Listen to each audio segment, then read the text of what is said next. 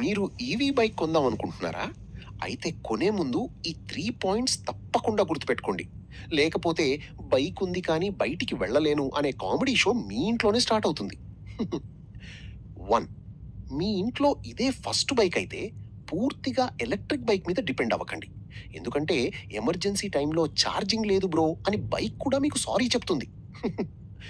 ఫ్యామిలీలో ఎవరికైనా సడన్‌గా హాస్పిటల్‌కి వెళ్ళాల్సిన పరిస్థితి రావచ్చు. అప్పుడు ఇంట్లో ఈవీ మాత్రమే ఉంటే బైక్ కంటే ముందు మీరు పవర్ బ్యాంక్‌ని ప్రార్థించాల్సొస్తుంది. 3. సడన్‌గా దూరం వెళ్ళాల్సొస్తే ఛార్జింగ్ గురించి ముందే ఆలోచించాలి.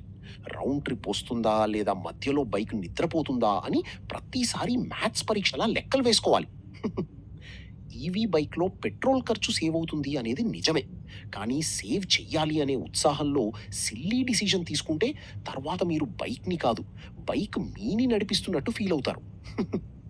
మీ అవసరాలకు ఈవీ సరిపోతుందా లేదా అనేది ముందుగా ఆలోచించి కొనండి.